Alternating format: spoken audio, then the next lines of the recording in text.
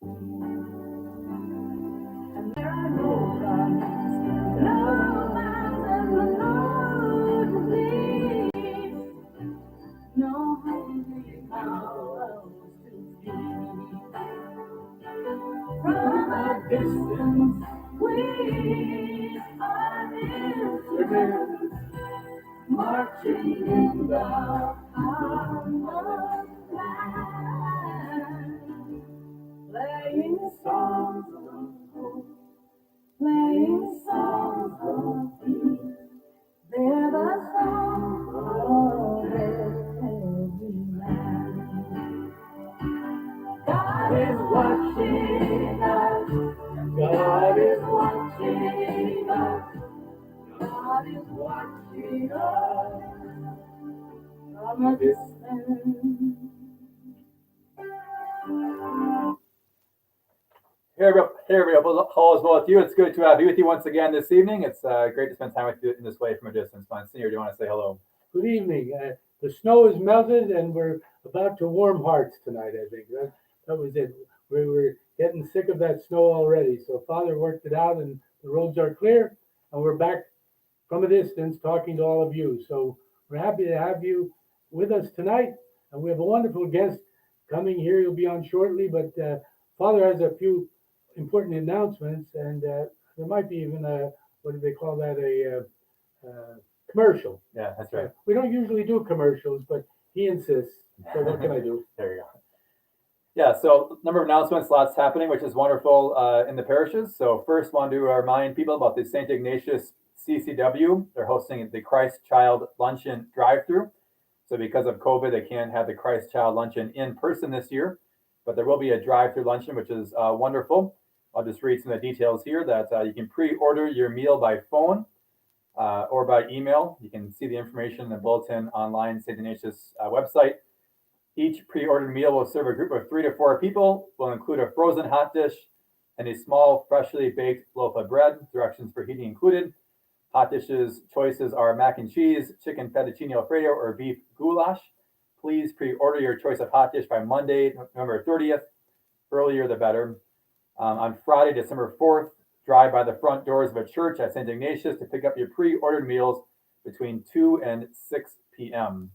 Cost is a free will offering. All proceeds go to 3 separate pro-life charities: Elevate Pregnancy and Family Resource Center, Options for Women Cornerstone, and Minnesota Citizens Concerned for Life. So a great way to support the pro-life cause and get a nice meal in the process. And thanks so much to the CCW at St. Ignatius for their work on that and their ingenuity in these COVID times.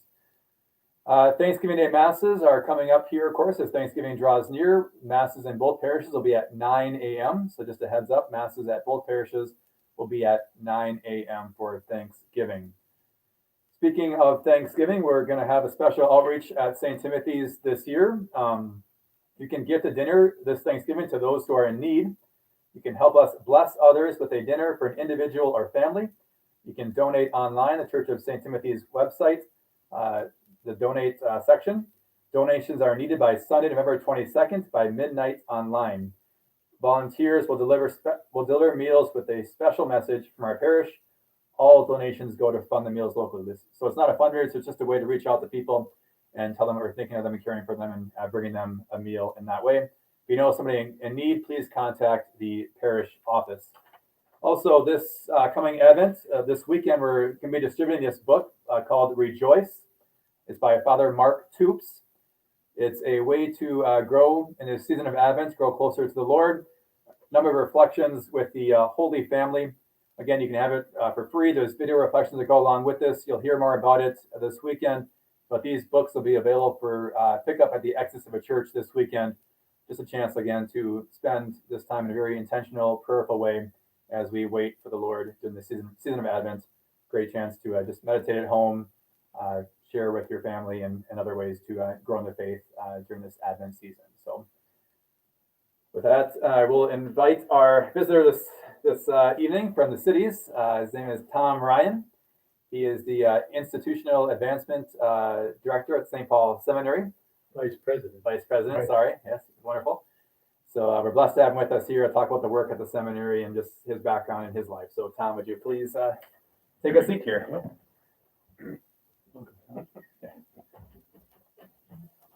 Maybe Tom, if you want to start by sharing a little about your background and who you are. Sure. So as Father said, I'm Tom Ryan. I grew up in Grand Rapids, Michigan, born and raised.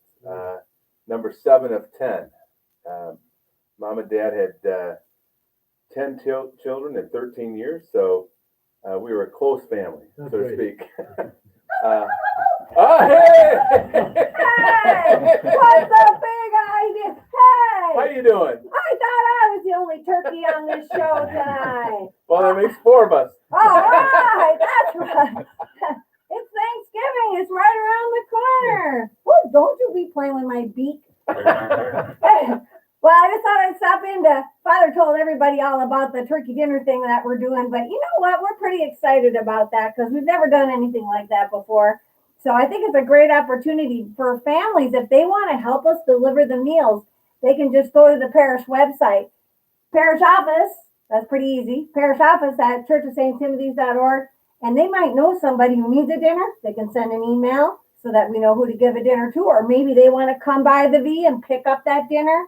I'll be there to help. Well, no, I won't be there. I'm going to fly south. I don't want to be anywhere near this dinner business.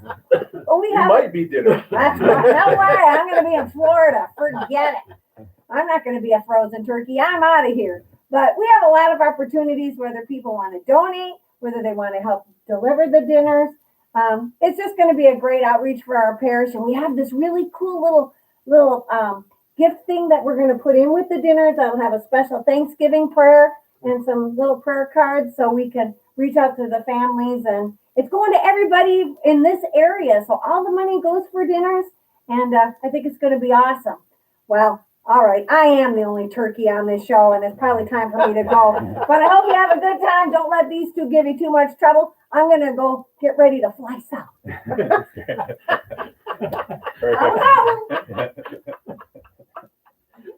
Wow, I'm impressed. And on Thanksgiving, thank God you're not the turkey. Oh my gosh, yeah. Well, I get my name being Tom. My wife and my kids say we're having Dad for Tom Turkey for Tom dinner. Turkey. Yeah.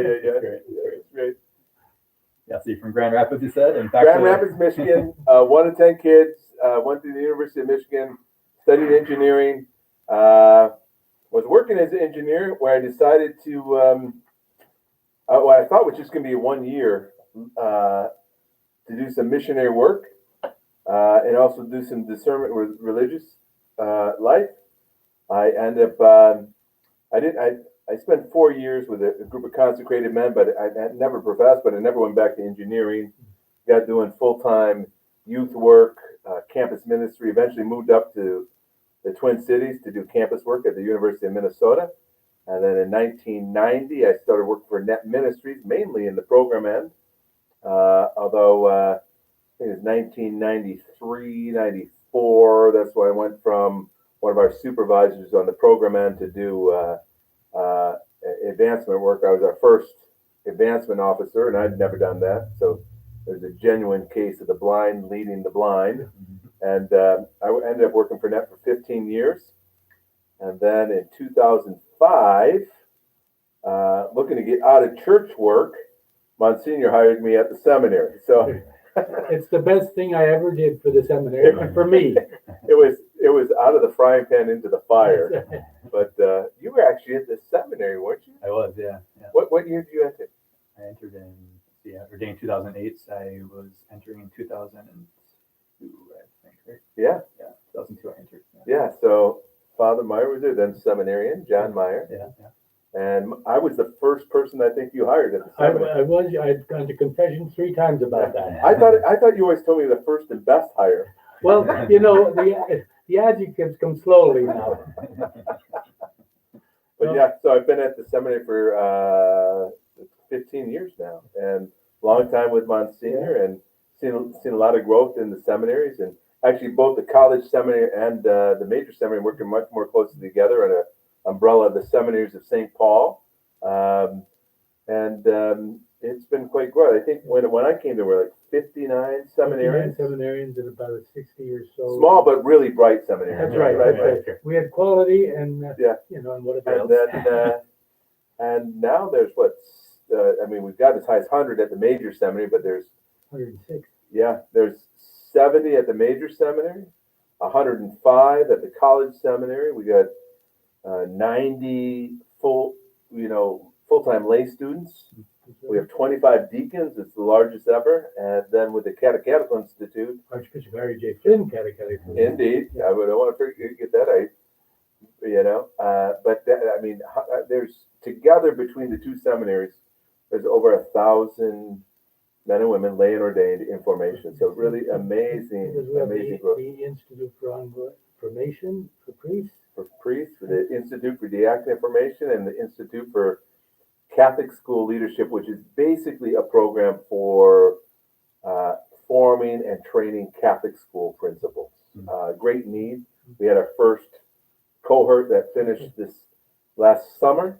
It was really developed because there's not one program in the upper Midwest. The closest one is the REMIC program at Notre Dame, but there's not one in the upper Midwest that is specialized for Catholic school principals. Many of the programs focus on public school model, and the Catholic school model is very different. And one of the stats that I found very convicting was in the Archdiocese, where there's 79 Catholic schools, grade schools and middle schools, not the high schools, but there's like a 33% turnover each year of Catholic school principals. Wow. So there's a great need. If you have a great leader, as you know, in the principal's office, who understands and embodies and give witness to the Catholic mission, as well as has the skills to run a nonprofit, things can take off. So, Father, they have a wonderful school here and a wonderful principal. We do. And the dynamic, the numbers are growing, and there's all kinds of activity. Even in these COVID times, those kids don't sit still. Yeah. So you got a great principal, you got a great pastor.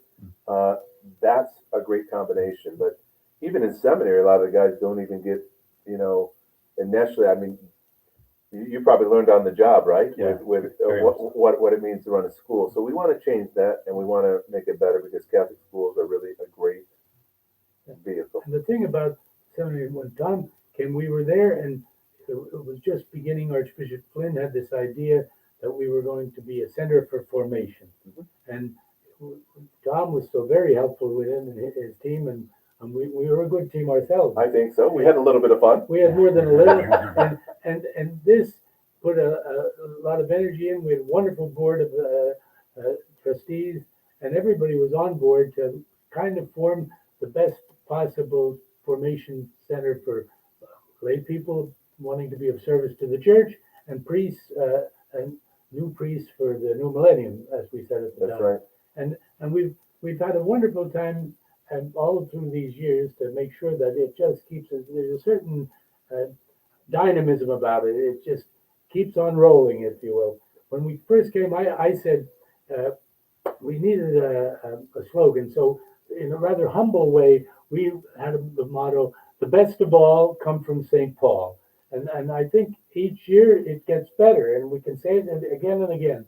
So both St. John Vianney Seminary and St. Paul Seminary, they've been spectacular, I think, in not only in this local church, but all through the region and beyond. We have them coming here and preparing and going back, and from every report doing wonderful things as young priests in their diocese. I think you coined that phrase, "the best of all comes from St. Paul," in that first video that we made, Yeah, which featured Father Meyer, Father Jendal, and Father Floater, who's That's right. working at the seminary. That's right. That's right. They were so much younger then, but that was a great. And Lino Rulli put that together. Yeah. It was That's great. right. It was great fun. Yeah. Wow. Go back to the days. But the time history is, but it's repeating itself, because there's so many things with Father Taphorn now, and the team. There's a lot of energy. I didn't know if it was going to work out so well after that first interview I had with you. Oh, well, now that was everything was brand new to me, and I was just over at the university coming from a meeting, which I didn't really know too much about, except I wanted to be present there and pretend I did at least. And Can I tell them the story? well, you're going to anyhow. I might as well just say it. So this is what happened. You remember correctly. I do. So I talked to them, the board members, and I was, like I said earlier, I was trying to get out of church work, but when I came over and saw what was sort of starting to take place at the seminary, there was something in my heart that just said, I want to be a part of this. There's something special happening here, and of course I hadn't met the rector yet, so that was a little bit like, getting interested in a girl and then having to meet the parents because you're supposed to do it the other way around. So when I came over for my interview, you're right. You had come from a meeting, And my office and your office was a mess because they were changing out your computer. So there's a few things that really get Monsignor excited. Yeah. A few things in particular, but one was a messy office. Yes. So I'm sitting there, and you went, "Oh my gosh, we got to do something." So you moved me to a computer, and then next thing was, I think you left your glasses Yes, I did. over at the meeting, which is another little Things frustration. Yes, yes. And there's one other one. Oh, I know what it was. It was the first question I asked in the interview, which was everybody's asking, "What's your vision for the seminary?" Yes. And you're like, that was mildly perturbing. But as I'm in the conference room waiting for the walls aren't particularly thick, I hear Monsignor going up and down the hallway, and I can tell that he's not a happy camper. So I'm sitting there going, okay, what did I get myself into? And I just said a little prayer and I said, well, Lord, Here we go. I know I can only get better than this. So we had a really, that was maybe a rough first interview, but I got the job, and we have who knew it would have been 15 years together. Yeah, and because he asked me, and that was about the 14th person asking me my vision, and I said, well, here's what it is. And Well, you said, everybody's asking me, I don't have a vision. You said three things. I still remember. The first thing you said was, we have to consecrate our seminary to the Blessed Virgin. The second thing you said was, we have to center our life together around the Eucharist. And the third thing you said is, there's so many great things going on in the Archdiocese. We need to open up the doors, and there's so many good things we got to do that.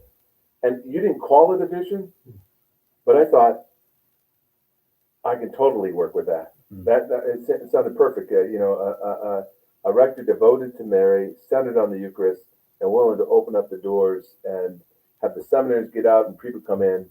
I thought was a perfect recipe. So, and they came in, and we had so many young men, and with a great enthusiasm. Mm-hmm. They wanted to be a part of it, and it was like they made up their minds they were going to make a mission out of bringing the church into a new millennium and doing it with excitement. And that's how I think we came to eventually talk about joyful Catholic leaders. That was the thrust or the aim, to get people excited about their faith. Yep. And they did, and they're doing it. Yeah, you're right. I mean, when you think about it, there's I don't know how many seminaries there are, major seminaries in the country, somewhere between 40 and 45, I think. But the numbers, when you put our two seminaries together, and the numbers studying for the Archdiocese are really remarkable. And even when you think about what's happened locally in the church, nationally, even amidst even really some really legitimate black eyes that are real, and maybe some of us in the past or whatever, but it's been phenomenal growth. And like you said, you and Archbishop Flynn really wanted to make the seminary sort of a center for forming joyful Catholic leaders, not just for the Archdiocese, but for the whole upper Midwest. And it's really happening. And the thing with yourself and all of those who were working with us at the time, knowing that we had to keep that excitement going, but it was easy because you could. They were exciting times. Yeah, they were. But you could see the men were just, and they came in knowing how the challenges it would be to just commit yourself to the Lord and to prepare to be a priest in the times that we're in. But they wanted to be how would you say, a solution to some problems. They want to be the answer to what we need, and so many of them are. They're doing wonderful work all around the Archdiocese here and beyond. I think It's true. the bishops who have our men there seem very excited about it. Yeah, I don't get to know. I probably when you were at seminary, Father, I got to know more of the seminarians. But it's grown so much, and the work's become so much. I spend a lot of my time outside, but I do get to know quite a number of the seminarians, and particularly when they come in, I try to hear their story. And the thing to me that's most impressive is, when I ask the question at times, and I'm asking them, what led you to going to seminary, and why during these times when, it's not the most popular profession or vocation to be a Catholic priest these days, as I'm sure you both know. But like both of you, they're really down to a single man. They're not ambitious for a position. They're not ambitious for recognition. They're not ambitious for a career. What they're ambitious for is souls and for the church. And I think that's the thing that really brings hope. Yeah. Is they really do. It's a genuine call from God, and they're trying to answer as best they can. And they're very humble about it. They know they're not perfect. They know at the same time, even amidst the times, Yeah. and their own sometimes feeling of, okay, I'm not perfect. They're responding to the call of God to serve the people of God. And I think that's, like you used to say all the time, what we're about is preparing good men to become good priests. And I think that's really, And it is, and that's the wonderful thing about the whole formation program. It encompasses everything. Mhm. They have to be men, balanced. Human formation is so important today because of all the challenges in society. So they come and we have our formators are trained and well ready to help them, Yeah. become well-formed candidates for the priesthood. And then there's the academic program, which is challenging, but they all put their efforts into it, and they do well. They do well, and they go to the university, and they do very well in making progress. And then the spiritual dimension, which is at the heart of it, well, the chapel, that's the center, and it's the heart of our seminary. Mhm. And they're there all the time, in the morning, afternoon, mass, you name it. And there's always people in there praying, and they come from the outside also Yep. in to join us for that, and that gives that it feeds you each day. And then the pastoral side, which our pastoral formation program was and is, I think, one of the best in the country. Yep. And well, Father, you have two one now deacon and another candidate. You're helping in the parishes. And they come out here and they follow the program, and they have a great mentor here in Father Meyer, and he helps them see what the daily work and life of a parish is, and then it has a certain rhythm and excitement about it.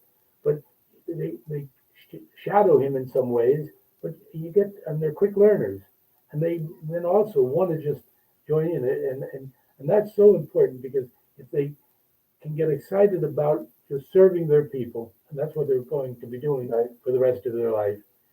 They can learn so much being beside a young priest who's doing that work and can help them along. So, and we've got them all in different parishes in the diocese, and it's when they have a team of people, they're what do they call it? Their committee, who follow them right Right. through from beginning to end, and supportive of them, and so it's a great possibility, because even with things like the diaconate program at the seminary now, and with the ongoing formation program, and also the Archbishop Flynn Catechetical Institute, they're rubbing elbows with the lay people and all they're going to be Right. working with once they get into the parishes.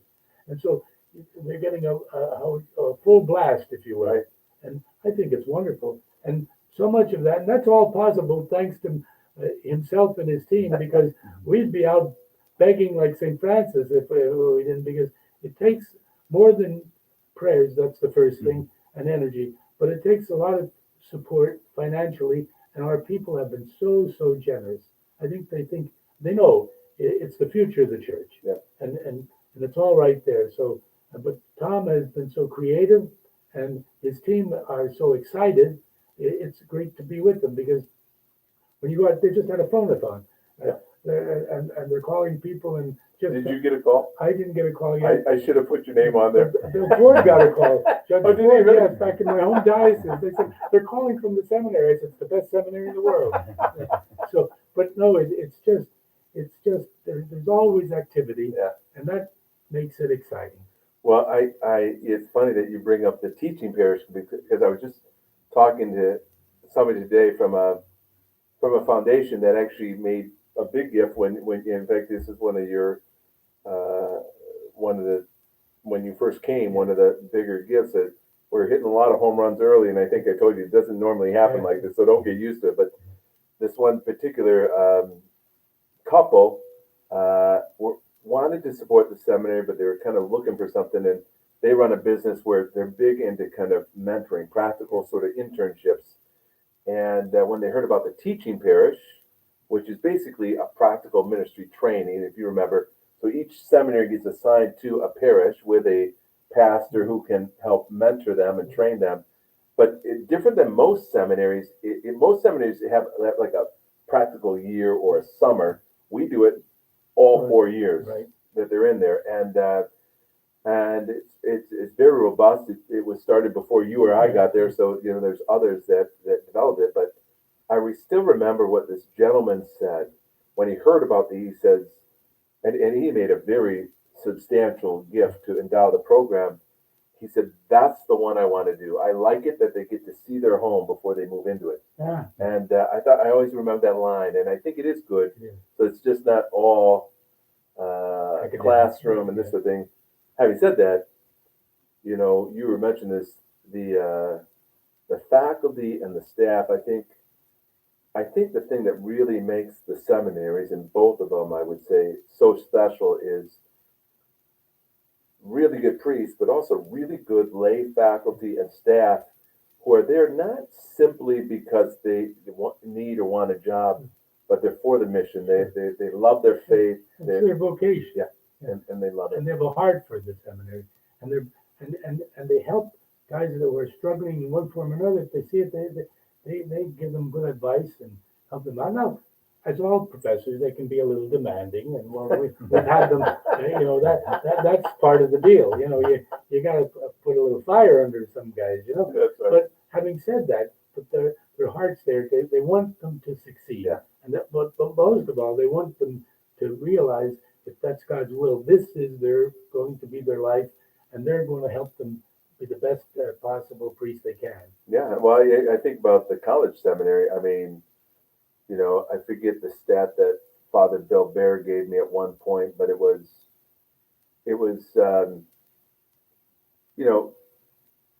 half to majority of men that enter typically won't go on to major seminary, but the ones that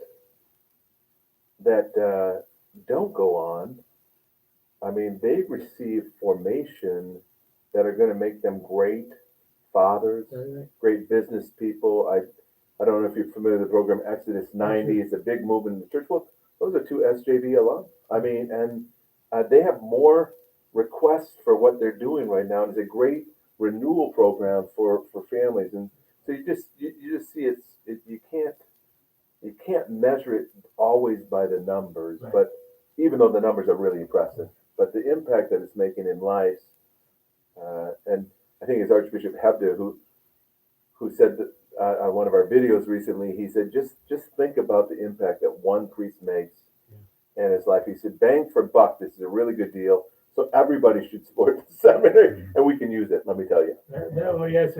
What was it? A priest, one priest.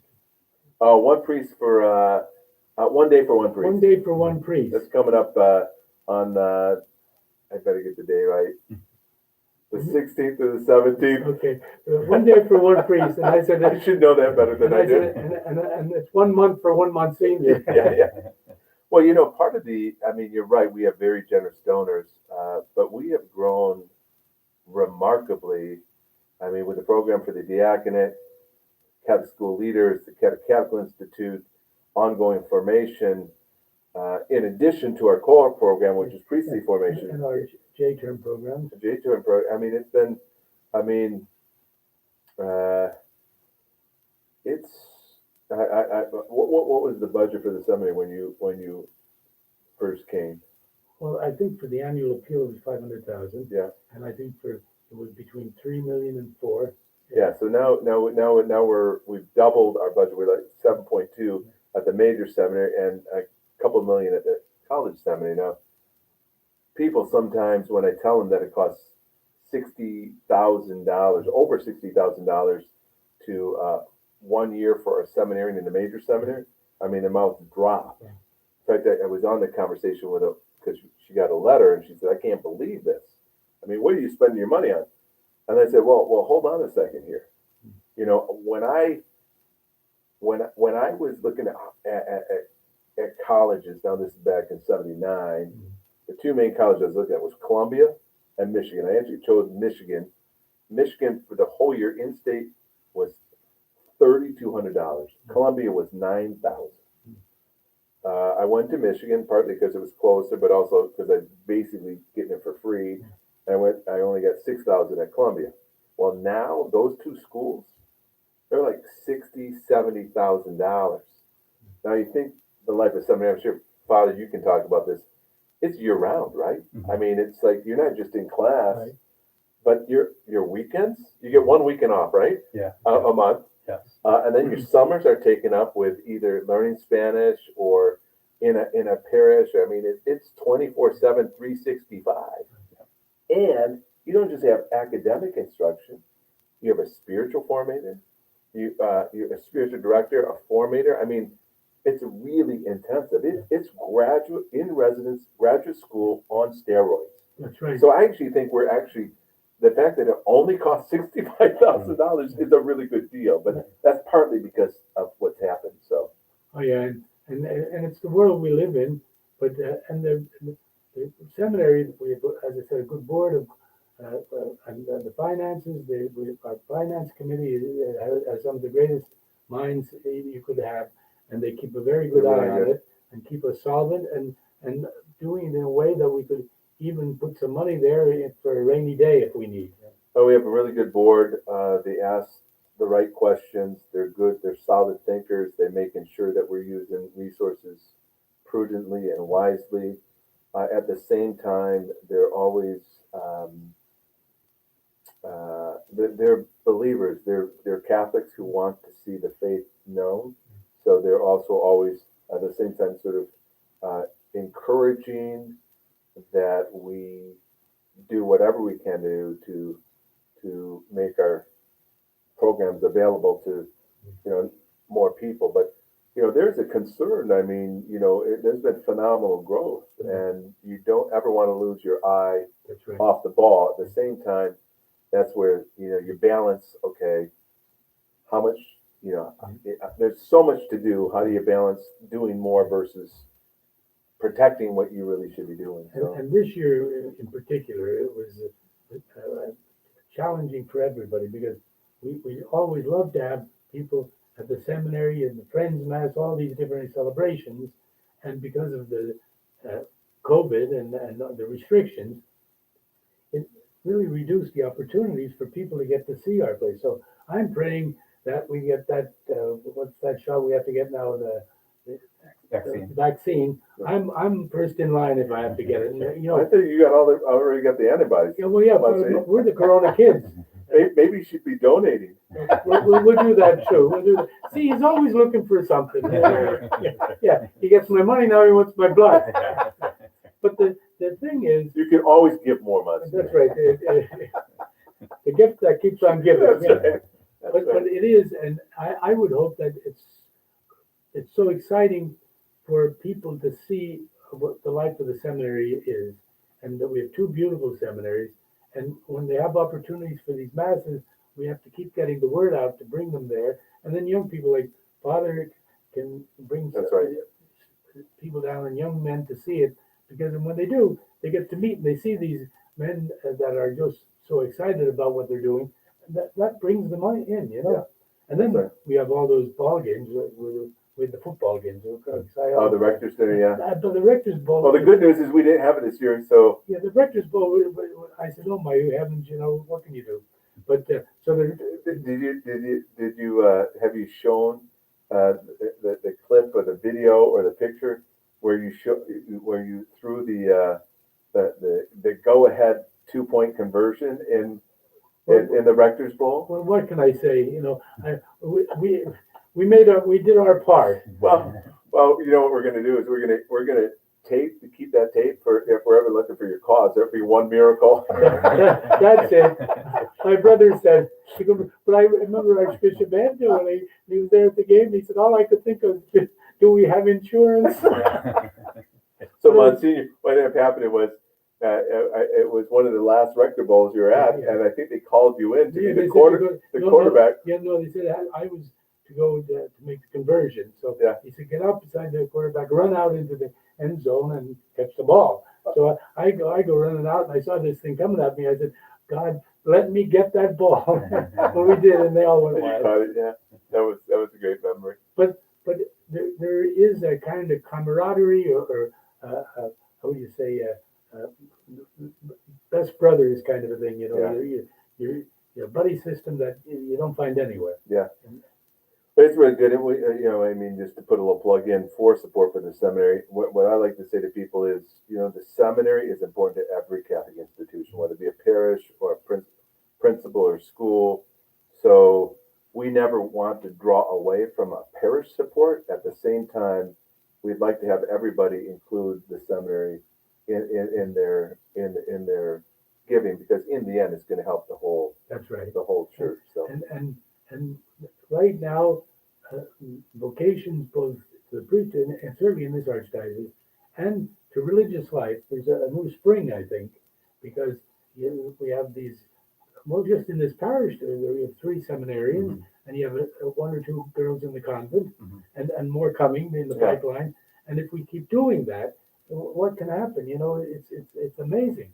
You know. yeah, I was just it was last February. I was at a conference for people in my position who work with seminaries, and it's across denominational lines. It's the main accreditation. It's the Association of Theological Schools. And they did a big 10-year study, and actually the number of seminarians in the Catholic Church over the last, I think it was the last 10 years, no, maybe they did 25, it's actually been fairly stable. Yeah. Some of the mainline Protestant churches are actually declining. The evangelical ministers are actually increasing quite a bit. But the Catholic, I think there was a time where the replacement rate, there were so many priests that it was actually, hard. There was more priests retiring or dying than there were seminaries. But actually, what I understand is we've actually sort of hit that and are now gradually sort of growing. So I think that's a good sign. I mean, a lot of people point to the number of seminarians and priests in late 60s, but if you look at historically, that number was off the charts. Yeah. I mean, we're probably back to a more normal sort of expectation. And doing well comparatively. They're increasing a bit each year, which is a good sign. But you hit the nail on the head earlier, which is it's not just about numbers. Right. It's the quality. And in fact, that's the thing that I was so impressed when I came to the seminary, was the caliber of them studying, the heart for Christ, the heart for the church, the desire to make his name known. I mean, those are the things where you go, okay, even in the hard times, the times where it's challenging, because it's not always easy working both in the academic environment or the church environment. I mean, there's just sometimes things don't really move fast. I guess I just put it that way. But what you see in it is, you know, Christ didn't promise to be the most efficient organization in the world, but he did promise that every time a priest says mass, the bread will be changed. Every time the priest says, your sins are forgiven, your sins are forgiven. Those are two astounding promises. And the church has delivered 100% on those two promises for 2,000 years. You can't tell me any organization has bigger promises and has delivered 100% of the time. So you just go, okay, I'm a part of something way bigger than myself. And that's what makes you go, you know? And it's great too, because at the heart of it is we're all part of the priesthood of Jesus Christ. Amen. And we're called to be his followers, his disciples, and we each have our role, but we help each other. And it's a kind of a great fraternal, the Pope wrote a new encyclical about Fratelli Tutti, all brothers and sisters. You know, we're all, Right. well, and indeed, in the seminary, preparing them for that, you live that. You come there and you didn't know most of the people you're going to be with, and you're there 4 years, probably with the same intent, the same vocation, and you're working together. So you support each other, and that's when the Lord called them in that way, and he sent them out 2 by 2, so one could keep the eye on the other, and that's how it works, and it's unique. And so if we have a friend in the Lord, we have we learn to be a friend to each other. I think that's what keeps us going is the yes that you two and all the seminaries are making. I mean, I agree. The lay side of things, the permanent is all part of the mix. But the yes that the priest makes is an incredible yes. You remember Nancy Santarud? Yes. I hope Nancy's watching. But I remember when she came for her interview, Nancy, clearly from her resume, she wasn't Catholic. So we always ask the question, you don't have to be Catholic to work in the seminary, but you do need to be supportive of the mission, right? Yeah. So I remember talking to Nancy and saying to Nancy, so, you know, what do you understand the mission of the seminary and why do you want to support it? And she had done her homework. She knew the mission. She mentioned it. But then I remember her looking up saying, why do I want to work for the seminary? She said, you know, I sit in the lobby and watching the students. So she called you students. You know, she didn't know the lingo. See, I watched them coming in, and I thought of the remarkable yes they were making with the entirety of their life. And she said, what a privilege to be part of an institution that's helped them answer that yes. And I think for me and for all the people at the seminary, that's why we're there. I mean, we're just helping facilitate a yes that's an unbelievable yes. And how would you say, and thanks be to God, we have people like you because it helps you keep that yes. Yeah. But I think this thing though about fraternity, Father Meyer is giving me that look like we're going on and on here. But we always end with it. So. Well, first of all, can I make a little plug for Veterans Day? Oh my gosh, yes. So everybody, I won't say too much about it, but you have to look at our recent oracle. There's a little sort of a sense of pride for the St. Paul Seminary. So they're Army chiefs, right? Yeah. Chief of chaplains for the branches. Chief of chaplains for the branches. So I think there's been 27 over the history of the military forces. So these are the chief of chaplains. So it encompasses all. Right. But there have been more Catholic chief of staffs in I think of any denomination, but there's been 4 that have come from the St. Paul Seminary. No seminary can boast more chief of army chaplains than the St. Paul Seminary. And so we're doing a great feature on our oracle, but I just thought, you know, that's not a typical parish priest. And, No. And it's, but I think, you know, when you look at the Catholic Church and veterans and the military, there is something about that. Yes, it's about the willingness to give all and sacrifice. And that's why often you find such a sort of a symbiotic sort of esprit de corps between military and the Catholic Church, because it's about giving all and sacrificing for others. So anyway, that's my plug. Yeah, great. It's a unique fraternity. That's exactly what it is. But brothers, but then we support each other, and of course, Tom and I. Now I'm the older brother in this whole outfit, But Eldest, you could say. yeah, that's it. Yeah, don't push the envelope. You know? But we always finish up with a little thing that could be considered our own prayer, but it's a reminder to us that we're all brothers in Christ and we're helping each other. So, Father, you always find something for us. It might be good for Tom. He might. Good. It's been great to be here. Thanks for the invite. Thanks.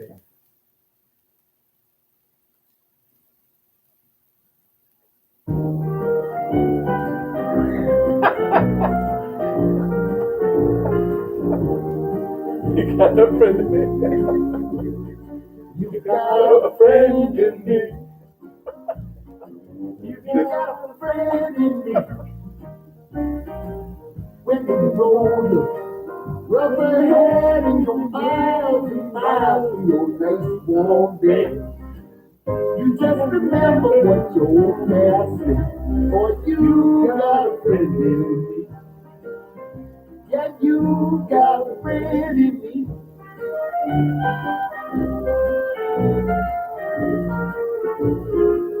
You got a friend in me. You got a friend in me. You got the trouble, and I got them too. There isn't anything but what you do. We stick together, see it through, 'cause you got a friend in me.